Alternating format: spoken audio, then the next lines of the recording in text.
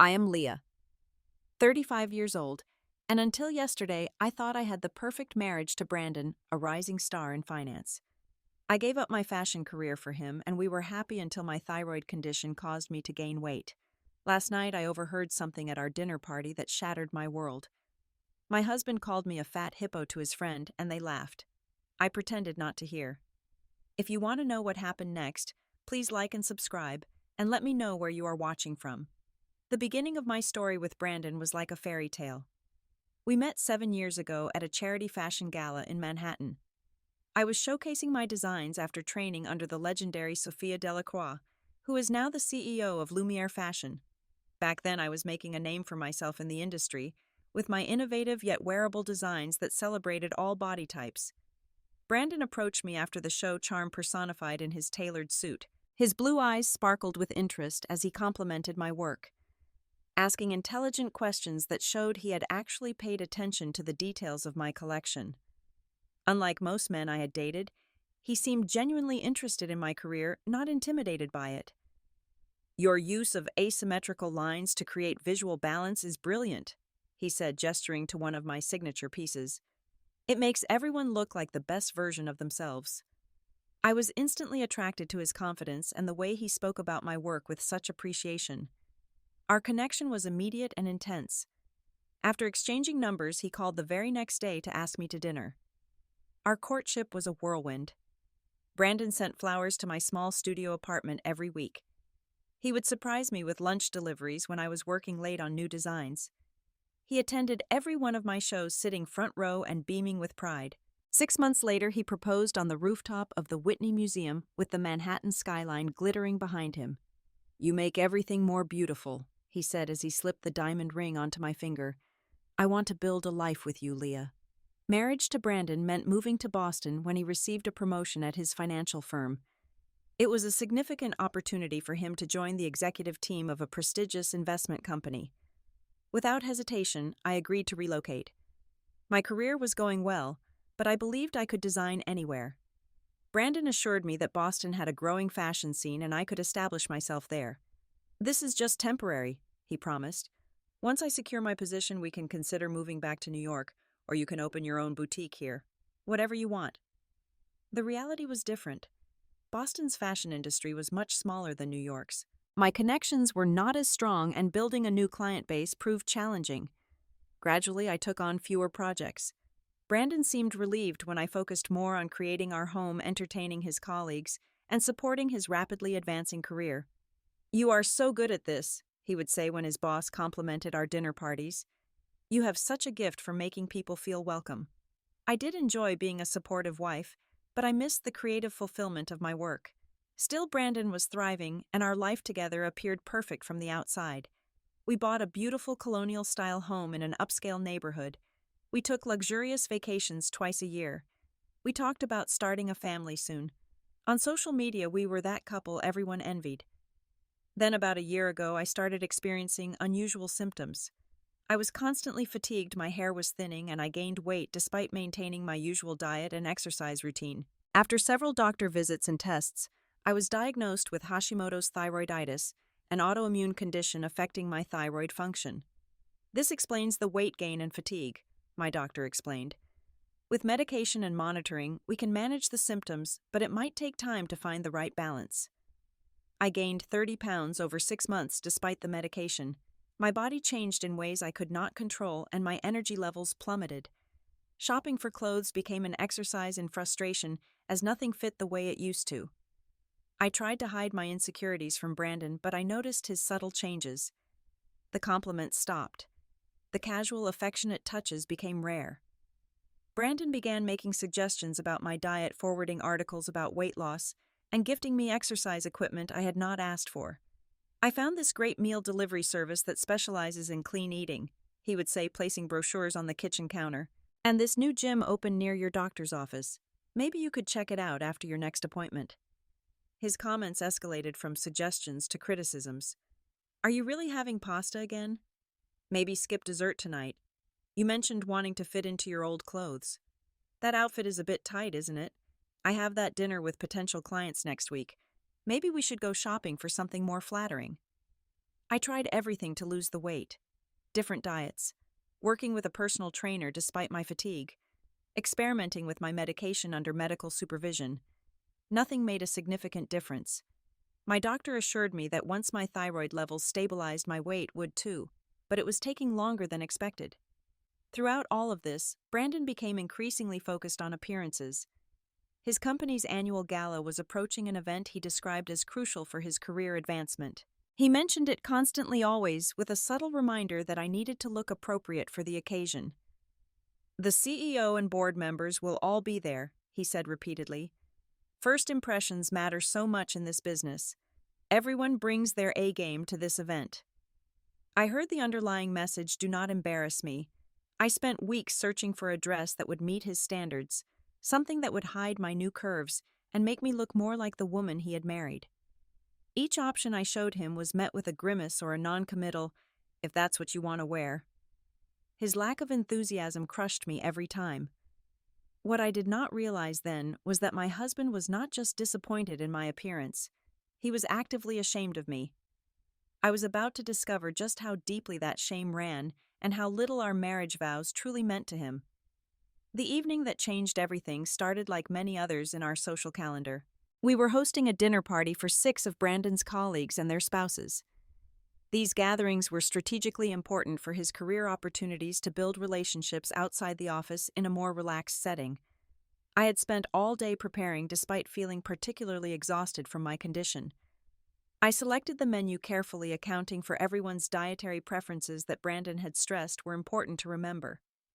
I set the table with our best china and crystal, arranged fresh flowers as centerpieces, and even hand-wrote place cards with a calligraphy pen. Everything had to be perfect. I wore a black wrap dress that was the most flattering option in my current wardrobe, styled my hair in loose waves, and applied makeup to bring some color to my tired face. When I came downstairs, Brandon barely looked at me before checking his watch. "They will be here in 20 minutes, he said. "Is everything ready?" "James just made partner, so make sure to congratulate his wife, Amanda. And remember, Gerald is allergic to shellfish." "Everything is ready," I assured him. "And yes, I remember about Gerald. The shrimp appetizers are clearly labeled and kept separate." He nodded, still not making eye contact. "You look fine," he added, almost as an afterthought. The guests arrived promptly at 7. Brandon transformed into the charming host I had fallen in love with, but his warmth was directed entirely at our guests. He introduced me almost as an afterthought and subtly steered conversations away whenever I tried to contribute something meaningful. When I mentioned my previous career in fashion after one of the wives complimented my table settings, Brandon quickly interjected, "That was a lifetime ago. Leah is much more focused on our life here now." "James, did you close that Henderson account?" Throughout dinner, I noticed Brandon refilling my wine glass less frequently than everyone else's, while simultaneously making comments about the breadbasket. "I think Leah has had enough of those dinner rolls," he said with a laugh that others awkwardly joined. "She is watching her figure, aren't you, honey?" I smiled tightly and continued serving the main course, feeling my cheeks burn with humiliation. By dessert, I excused myself to prepare coffee and retrieve more wine from our cellar. As I gathered bottles from the rack, I heard male voices approaching the adjacent study. Brandon and his friend Gerald stepped into the room, unaware of my presence on the other side of the partially open door. "Great dinner as always," Gerald said. "Though it looks like married life is treating you both a little too well." He laughed at his own joke. There was a pause, and I heard Brandon sigh heavily. "Yeah, well, only one of us is letting themselves go. I barely recognize her anymore compared to when we got married." My hands froze around the wine bottle I was holding. "Is it a health thing?" Gerald asked. "She claims it is her thyroid," Brandon replied, his voice dripping with skepticism. "Convenient excuse if you ask me. I think she just got comfortable and stopped trying." "Tough break, man. You always had such a gorgeous wife." "Had is right. You should have seen her before. Now when she walks into a room, all I can think is that fat hippo disgusts me.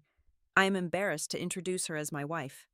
The bottle nearly slipped from my grasp as I struggled to breathe. Each word felt like a physical blow. "Why do you stay then?" Gerald asked bluntly. "No offense, but you could easily trade up with your position at the firm. Plenty of women would be interested." Her family has connections I need right now, Brandon replied coldly. Her uncle sits on the board at Delacroix Enterprises. Once I secure that account and my promotion, well, things might change. For now, I'm just focusing on work and trying not to look at her too much at home.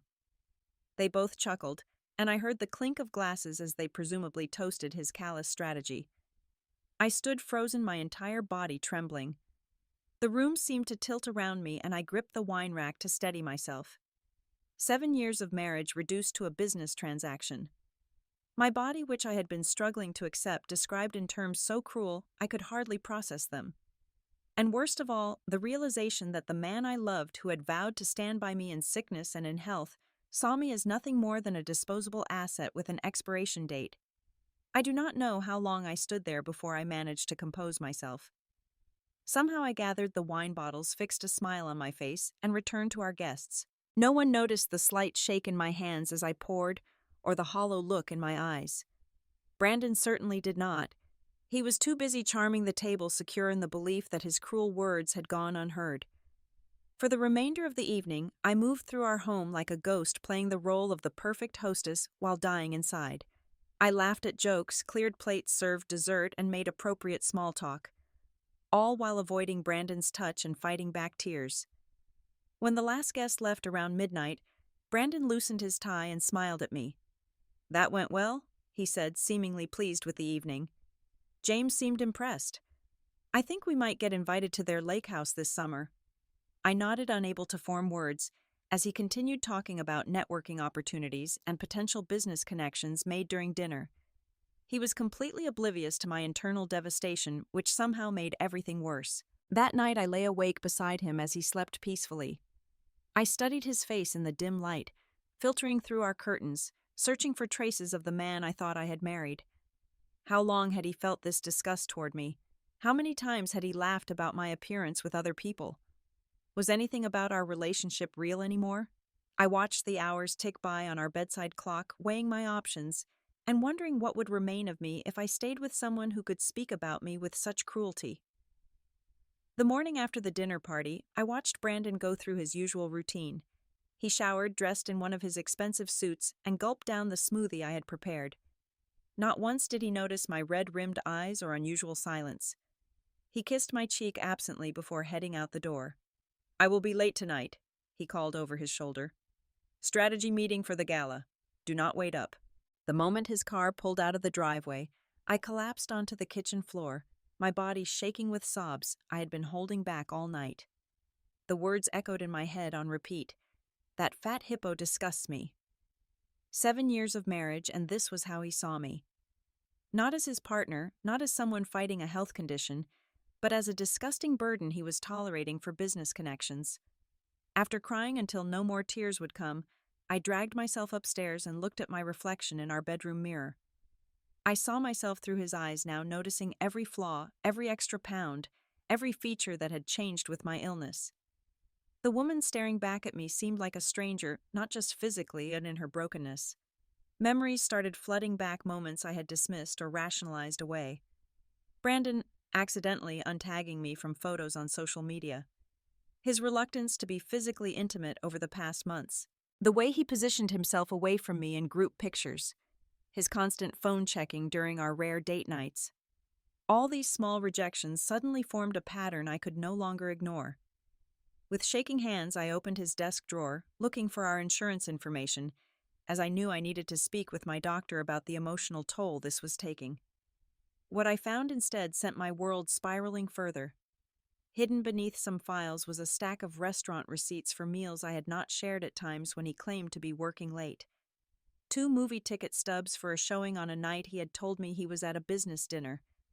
A jewelry store receipt for a woman's bracelet that had never been given to me. My hands trembling, I logged into our shared computer. His email was still open, and against my better judgment, I began searching. It did not take long to find exchanges with his assistant Tiffany that went far beyond professional boundaries. Plans for drinks after work, inside jokes, comments about weekend plans when he had told me he was on business trips. In a daze, I opened Instagram and looked at Brandon's tagged photos, something I had not done in months as social media had become too painful with my body image issues. There he was at a company happy hour with his arm around Tiffany, at a baseball game I had never heard about, at a rooftop bar with a group from work, his wedding ring noticeably absent. With each discovery, I felt myself sinking deeper into a black hole of grief and shock. The perfect marriage I thought I had been working to preserve had been a fiction for months, maybe longer. While I had been agonizing over disappointing him, blaming myself for the distance between us, he had been building a separate life and waiting for the right time to discard me. I called my doctor in tears, barely able to explain what was happening. Walker had been treating my thyroid condition and knew how it had affected me physically and emotionally. "Leah," she said firmly, after listening to my broken explanation, "what you are describing is not just a marriage problem. This is emotional abuse. Your condition is temporary and manageable. We are making progress with your treatment, and your labs are already showing improvement. Your body is healing, but this environment is toxic to your mental health." "But maybe if I had tried harder to lose the weight, if I had been more disciplined," I started. "Stop right there," she interrupted. "Your weight gain is a symptom of a medical condition. Your worth is not determined by the number on a scale, and anyone who makes you feel that way is the problem, not you. I am concerned about the stress this is putting on you, which can actually make your thyroid function worse."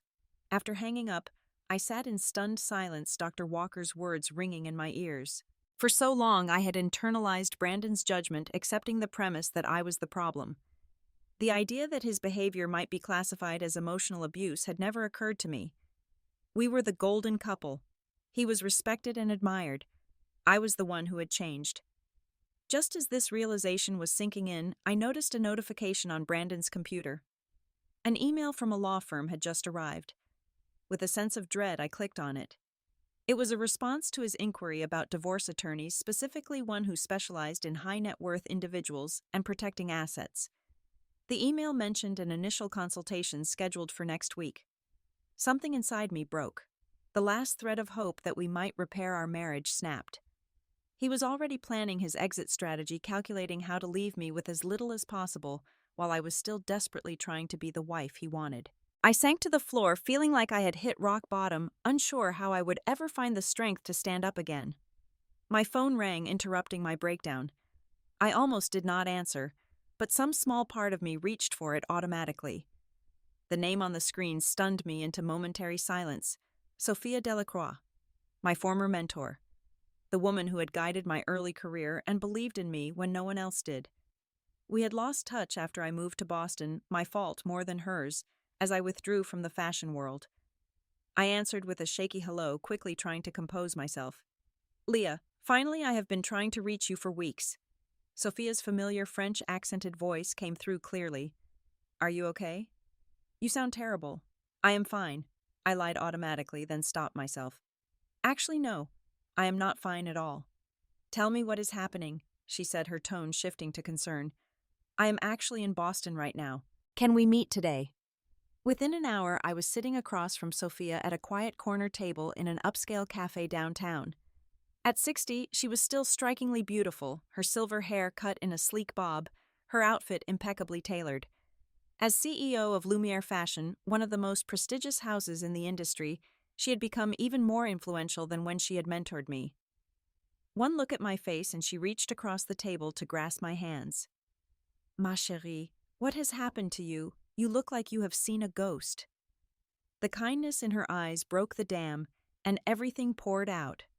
My illness, the weight gain, Brandon's increasing coldness, the overheard conversation, the evidence of his infidelity, the divorce inquiry.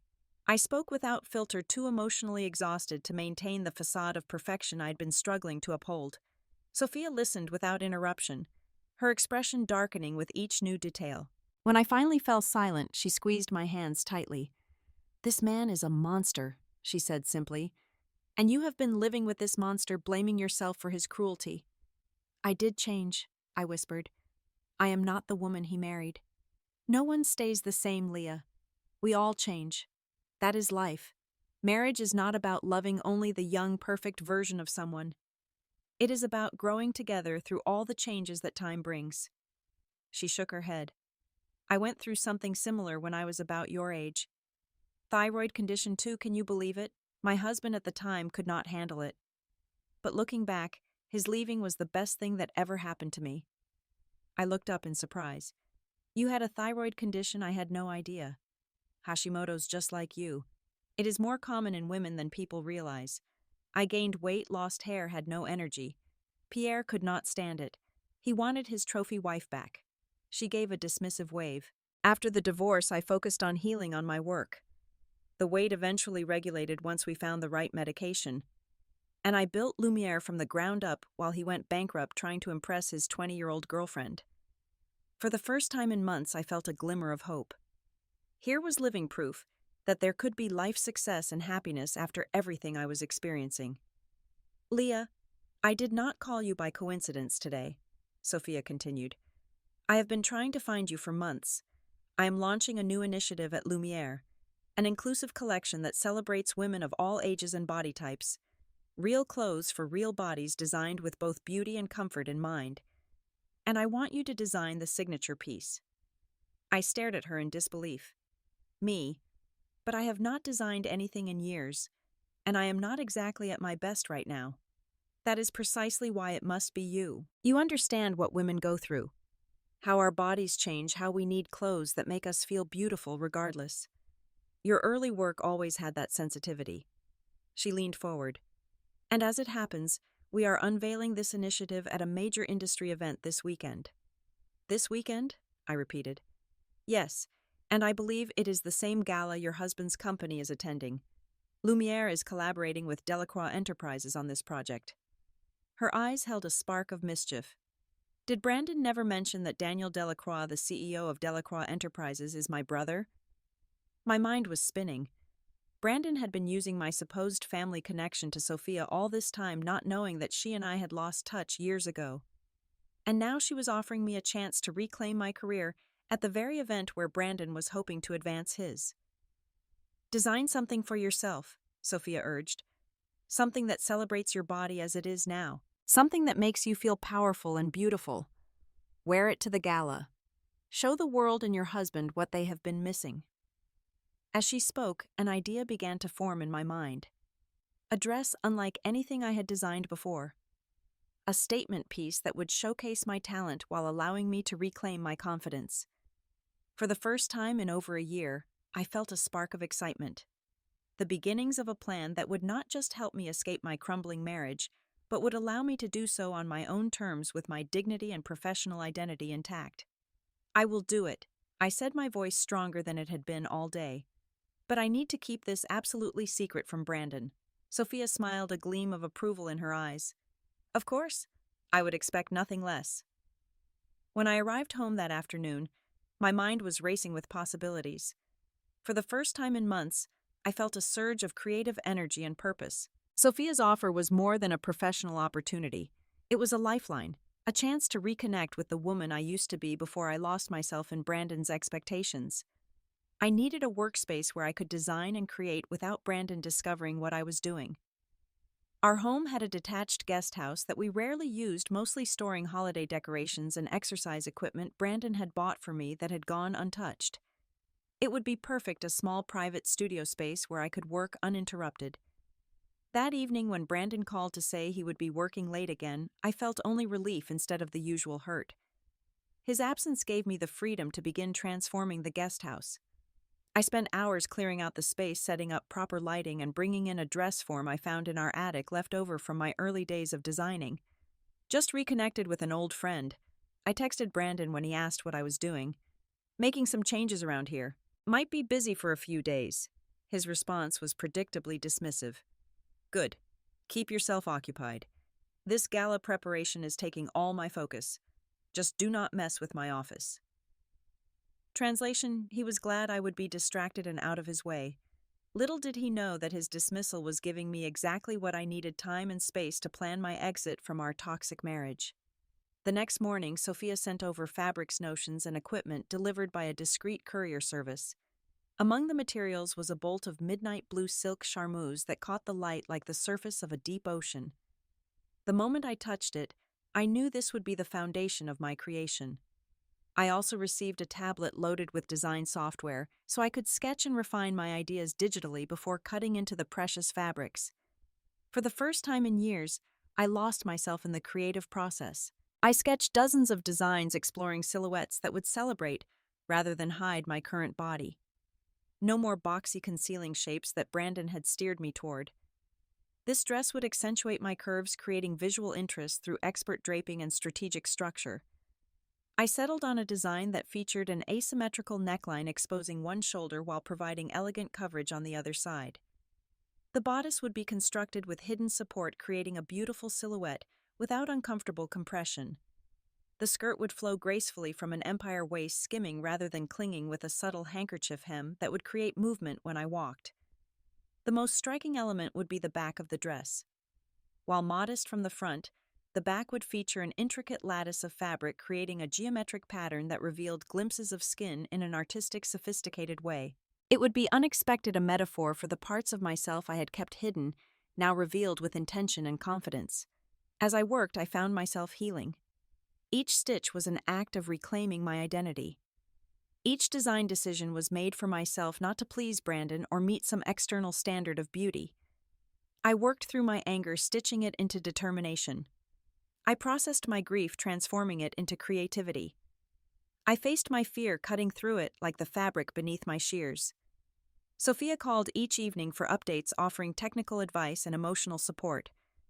During one of these calls, she shared more about her brother Daniel. Daniel has been watching Brandon's career with interest, she explained. He sees potential but has concerns about character. This gala is something of a test for several executives being considered for upper management.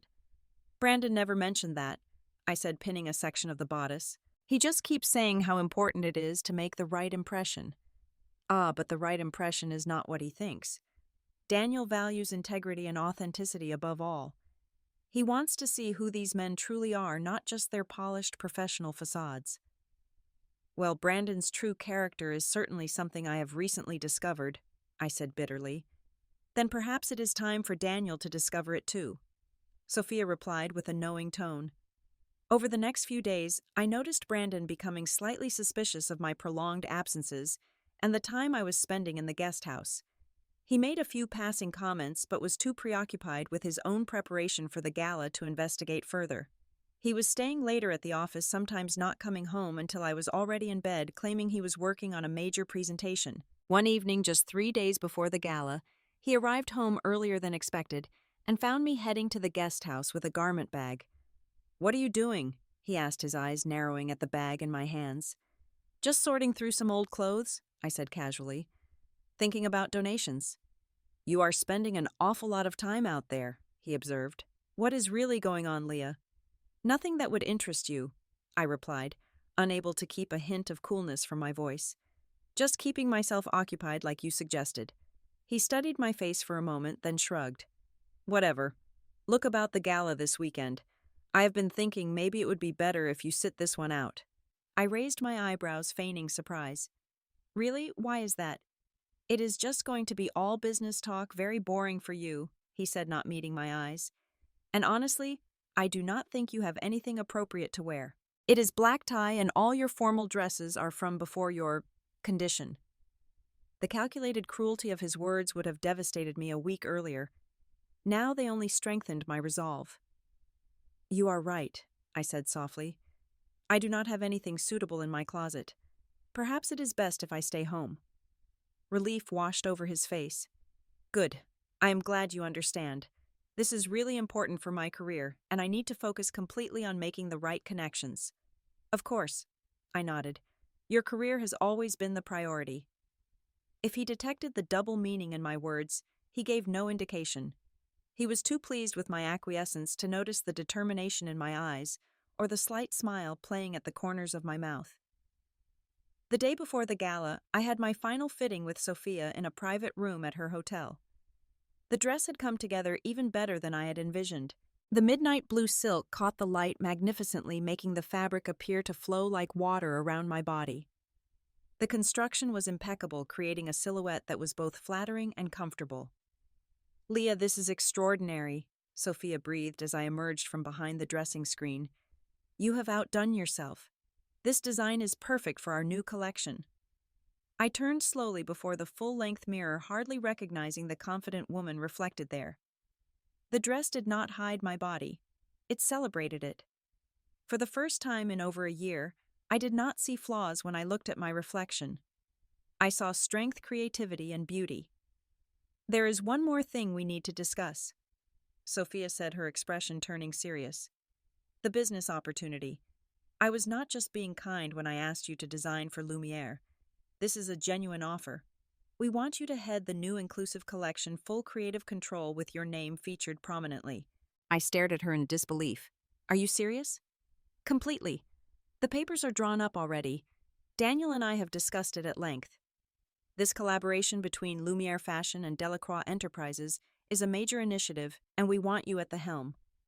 "But I have been out of the industry for years," I protested weakly.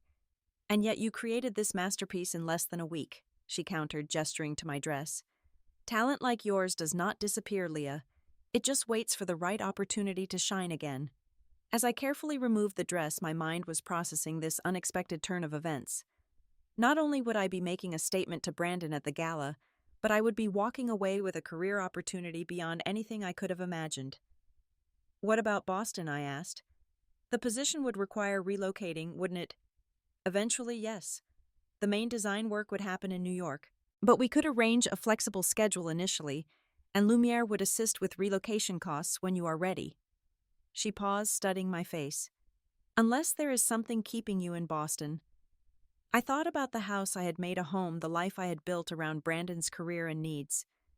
Then I thought about the cruel words I had overheard, the evidence of his betrayal, his plans to discard me once I was no longer useful to his ambitions. "No," I said firmly. "There is nothing keeping me in Boston. Not anymore." The night of the gala arrived with a sense of destiny. Brandon had left early, reminding me again that he had that big event tonight, as if I might have forgotten. He had been carefully laying the groundwork all week to ensure I would stay home, repeatedly mentioning how formal the event would be and how I should just relax and have a night to myself. "I will probably be networking until very late," he said as he adjusted his bow tie in the mirror. "Do not wait up." I had nodded agreeably, giving no indication of my plans. Once he was gone, I began my own preparations. I had arranged for a professional stylist referred by Sophia to come to the house. Together we created a look that complemented the dress perfectly. My hair styled in soft waves swept to one side, makeup that enhanced my features without trying to contour away my face's natural fullness, and delicate jewelry that added sparkle without competing with the dress itself. As I stepped into the midnight blue creation, I felt like I was armoring myself for battle. Each hook and eye that closed up the back felt like another piece of strength locking into place. I studied my reflection one last time before leaving. The woman in the mirror looked powerful, beautiful, and completely self-possessed, so different from the broken person who had sobbed on the kitchen floor just days before. Sophia's driver arrived precisely on schedule, whisking me to the grand ballroom of the Fairmont Copley Plaza, where the gala was being held. In the car, Sophia briefed me on how the evening would unfold. "Daniel will announce the collaboration between Delacroix Enterprises and Lumiere Fashion during the main presentation," she explained. "That is when I will introduce you as the lead designer for the new collection. Your dress will be highlighted as the first piece in the line." "And Brandon has no idea about any of this," I confirmed, my stomach fluttering with nervous anticipation. "None whatsoever," Sophia assured me with a smile. "Daniel is quite skilled at keeping business developments confidential until the right moment. Though I must admit, he is particularly looking forward to this reveal tonight." When we arrived, the event was already in full swing. The ballroom was transformed into an elegant wonderland of crystal chandeliers, white orchid centerpieces, and ice sculptures representing both companies' logos. Business elites mingled with fashion industry icons, creating exactly the kind of powerful networking environment Brandon had been salivating over. "Ready?" Sophia asked, as we paused at the entrance. I took a deep breath and nodded. "Ready." The moment we entered, heads began to turn. Sophia Delacroix was a celebrity in her own right, her presence at any event noteworthy. But I could feel eyes shifting to me as well, taking in the striking dress that moved like liquid midnight around my body. For perhaps the first time since my illness began, I did not shrink from the attention. I stood tall, owning my presence in the room. It did not take long to spot Brandon across the crowded space. He was engaged in conversation with an older, distinguished-looking man who I recognized from photos as Daniel Delacroix. Brandon was in full charm offensive mode. His gestures animated his smile broad and practiced. He was completely unaware of my arrival. Sophia guided me through the room, introducing me to key industry figures and important executives. Each introduction included mentions of my background in design and hints about the exciting announcement to come. I found myself engaging easily in these conversations, my passion for fashion rekindled and blazing brightly. The creative professional I had buried was emerging again, more confident and insightful than before. After about 20 minutes of circulating, I noticed Brandon finally spot me across the room. The double take he did would have been comical under other circumstances. His face cycled through confusion, shock, and panic in rapid succession. He excused himself from his group and began making his way toward me, navigating through the crowd with increasing urgency. "What are you doing here?" he hissed when he reached me, grabbing my elbow and pulling me slightly aside. "And what are you wearing?" "Hello to you too, Brandon," I replied calmly, disengaging my arm from his grip. "I am here as Sophia's guest, and I am wearing my own design." "Your own? What you told me you were staying home. And how do you know Sophia Delacroix?" His eyes darted nervously around the room, clearly calculating the potential damage to his carefully constructed image. "Sophia was my mentor, Brandon. Before we met, I trained under her in New York." I watched the information sink in his expression, darkening as he processed the implications. "Why did you never tell me that?" "I did actually, several times. You just never listened." I smiled pleasantly as a waiter passed with champagne, taking a glass with a graceful nod. "And it seems there are quite a few things you have not been listening to lately." Before he could respond, Sophia appeared at my side, with Daniel Delacroix himself. "Ah, Leah, I see you have found your husband," she said smoothly. "Daniel, this is Leah, the brilliant designer I have been telling you about." "Leah, my brother Daniel." "The pleasure is entirely mine," Daniel said warmly, taking my hand. "That dress is extraordinary. When Sophia showed me your preliminary sketches, I knew immediately you were the right choice for our collaboration." Brandon's face froze in a rictus of confusion. "Collaboration? What collaboration?" Daniel turned to him with cool professionalism. "Brandon Miller, isn't it, from the strategic development team? We met earlier." "Yes, sir. We were just discussing the Asian market expansion," Brandon replied automatically, his business persona snapping back into place despite his obvious confusion. "Indeed. Well, you will hear all about our latest venture very soon." "The announcement is in," Daniel checked his watch, "about 15 minutes. If you will excuse us, I need to borrow your wife for some final preparations." Brandon stood rooted to the spot as Sophia and Daniel led me away. I could feel his eyes burning into my back, specifically into the intricate lattice design that revealed glimpses of skin with each step. The back he had complained was getting too wide was now on elegant display in a room full of people he had hoped to impress. As we walked away, Daniel leaned in slightly. "So that is the husband you mentioned," he said quietly. "Sophia has told me some concerning things." "It is a complicated situation," I replied diplomatically. "Not that complicated," Daniel said with surprising directness. "A man who cannot support his wife through a health challenge while simultaneously using her connections for his advancement. That speaks volumes about character." We reached a small anteroom where the presentation was being finalized. A team from Lumiere had set up displays showcasing the concept designs for the new inclusive collection, with a central pedestal reserved for my dress. Sophia quickly walked me through the announcement procedure, while assistants made final adjustments to my hair and makeup. "You will stand here beside me," she instructed. "When I introduce you, step forward. Keep it simple. Thank me, express your enthusiasm for the project, and mention how personal this collection is to you as someone who has experienced body changes due to health issues. You do not need to get specific, just authentic." I nodded, feeling surprisingly calm despite the magnitude of the moment.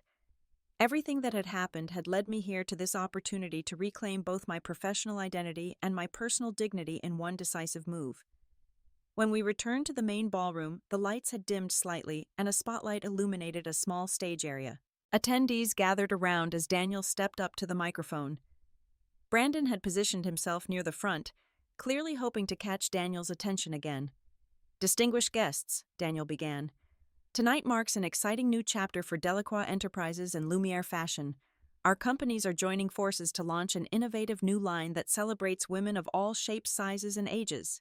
He spoke eloquently about changing beauty standards and the importance of inclusive design before introducing Sophia. As she took the microphone, her gaze swept the room with authority. "Fashion should empower, not diminish," she declared. "For too long, the industry has designed for an ideal that represents only a fraction of real women. Our new collection will change that paradigm. And to lead this revolutionary initiative, we have selected a designer whose vision and talent are matched only by her understanding of women's real needs." I felt my heart pounding as the spotlight widened to include me. "I am proud to introduce Leah Miller, the new creative director for our inclusive collection, wearing the first piece from the line which she designed specifically for this unveiling." Applause filled the room as I stepped forward. I caught sight of Brandon's face, a mask of disbelief and dawning horror, as he began to understand what was happening. His wife, whom he had dismissed as an embarrassment, was being celebrated in front of the very people he had been trying to impress. "Thank you, Sophia, and thank you, Daniel, for this incredible opportunity," I said into the microphone, my voice steady and clear. "This collection is deeply personal to me. Like many women, I have experienced how health issues can change our bodies in ways beyond our control. But I have learned that beauty is not about size or conformity to an arbitrary standard. It is about confidence, authenticity, and self-acceptance." As I spoke, I could see Brandon frantically trying to process this turn of events, recalculating his position now that his wife apparently had the ear and favor of the CEO he had been courting. Several of his colleagues were looking between us with new interest, clearly connecting the dots. After the presentation concluded, I was swarmed by fashion journalists, buyers, and industry insiders eager to discuss the new collection. Brandon hovered at the periphery, clearly trying to determine how to insert himself into these conversations and capitalize on the unexpected connection. When he finally managed to approach, he was all smiles, sliding an arm around my waist possessively. "I am so proud of my wife," he announced to the small group gathered around me. "I have always supported her design career. In fact, I was just telling Daniel earlier how excited I was about Leah getting back into the industry." The blatant lie hung in the air between us. I gently removed his arm from my waist and turned to face him directly.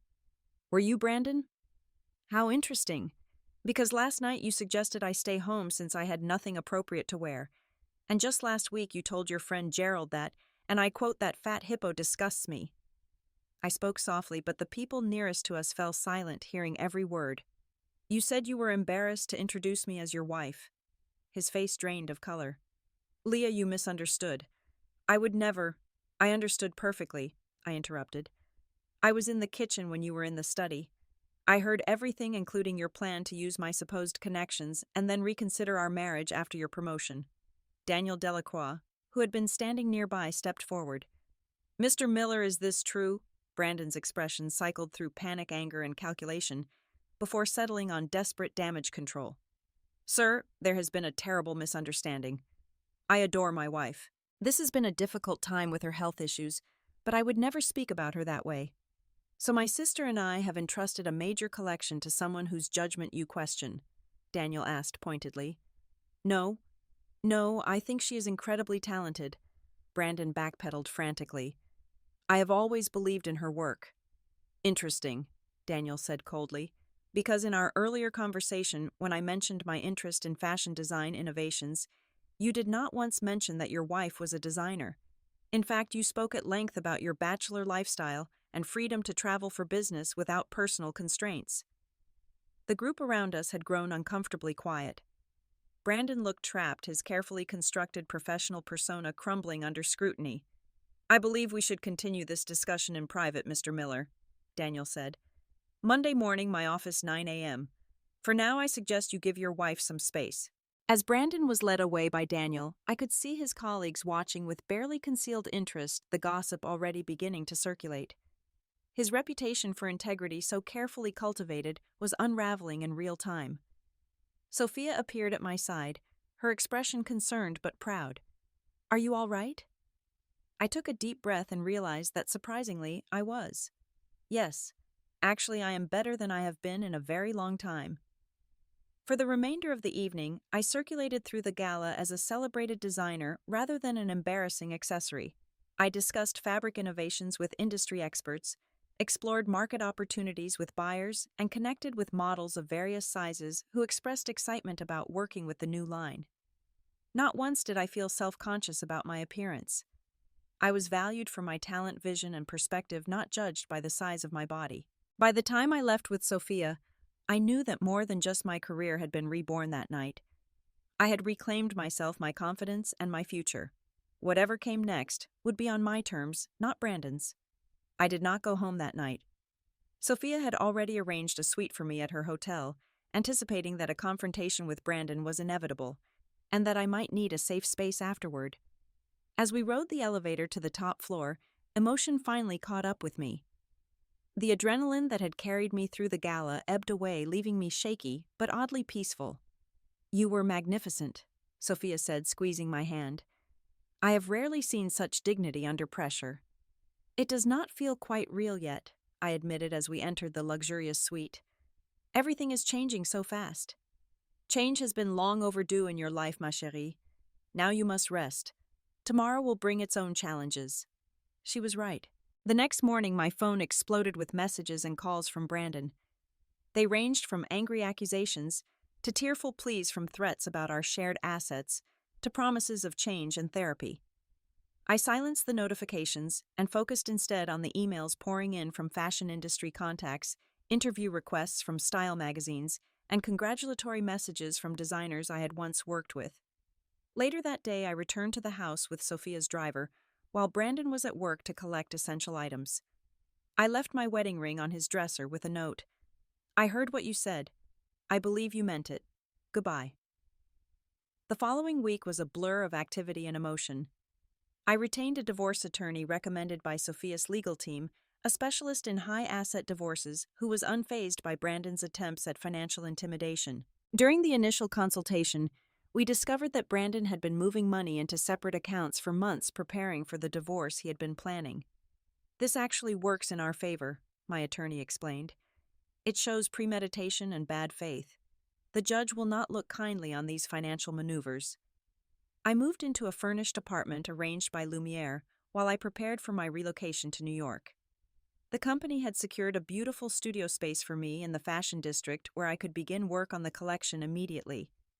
The creative energy that had been dormant for so long now flowed freely, my sketchbooks filling with designs celebrating diverse body types. Brandon continued his desperate attempts to salvage both our marriage and his career.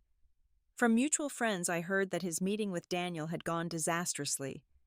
His promotion had been indefinitely postponed, with concerns about his character and judgment cited as the primary reasons. Several female colleagues had come forward with complaints about inappropriate comments and behaviors. Once the story of his treatment of me began circulating.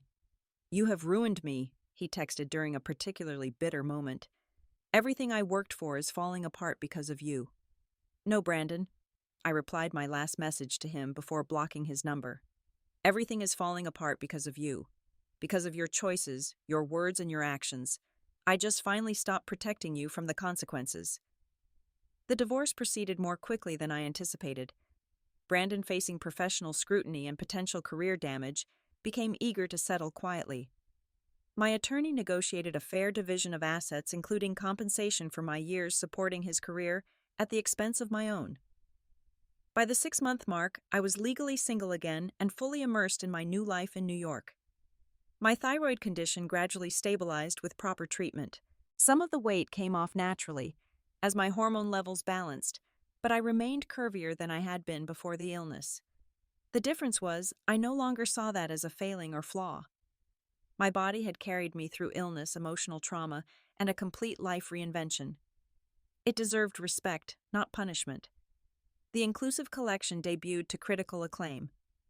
Fashion reviewers praised the innovative designs that flattered diverse body types, without resorting to the usual slimming tricks or shapeless cover-ups. Orders poured in from retailers, eager to meet growing consumer demand for stylish options beyond the standard size range. One rainy afternoon, about a year after the gala, I was leaving a fabric supplier's showroom in Manhattan when I spotted a familiar figure huddled under an awning. Brandon looked nothing like the polished executive I had known. His suit was rumpled, his once perfectly groomed hair unkempt. When he saw me, a flash of recognition crossed his face, followed by something like shame. "Leah," he said, stepping forward hesitantly. You look wonderful." "Thank you," I replied, maintaining a polite distance. "I heard about your collection. The reviews are incredible." He shifted uncomfortably. "I am back in New York now. Had to relocate after, well, things did not work out in Boston." I simply nodded, not offering the sympathy or interest he clearly hoped for. "I was wrong," he finally said, looking down at the wet sidewalk. "What I said about you, how I treated you, all of it. I was cruel and shallow and manipulative. I see that now." The apology surprised me not because I did not deserve it, but because I had stopped expecting or needing it. The man standing before me no longer held power over my self-worth or happiness. "I appreciate you saying that," I said simply. "I hope you find whatever it is you are looking for, Brandon." As I walked away, I felt the final weight of our shared past lifting from my shoulders. There was no hate left, no desire for further retribution. He had already lost everything he truly valued. His status, reputation, and career prospects, while I had gained something far more valuable than revenge, I had rediscovered myself. My journey from that devastating dinner party to today had taught me lessons I would never forget. That true worth is never determined by appearance or others' validation. That sometimes the cruelest words can ultimately set you free if you find the courage to face them. That standing up for yourself is not selfish, but necessary. And perhaps most importantly, that rebuilding after betrayal is not just possible, but can lead to a life more authentic and fulfilling than you ever imagined. The woman I had become was stronger, wiser, and more compassionate even toward herself. My body might never return to what it once was, but my spirit had expanded in ways I could never have anticipated. And in that growth, I had found a peace and purpose that no external validation could provide. If you have ever felt diminished by someone who claimed to love you, please remember your worth is not determined by their limitations. Sometimes losing what you thought you wanted opens the door to what you truly deserve. The journey might be painful, but I promise the other side of that pain can hold more joy than you can imagine. I would love to hear your stories of overcoming and transformation in the comments. And if this story resonated with you, please subscribe and share it with someone who might need to hear it today. Thank you for listening to my journey, and remember, your worth is inherent, unchangeable, and never dependent on anyone else's opinion.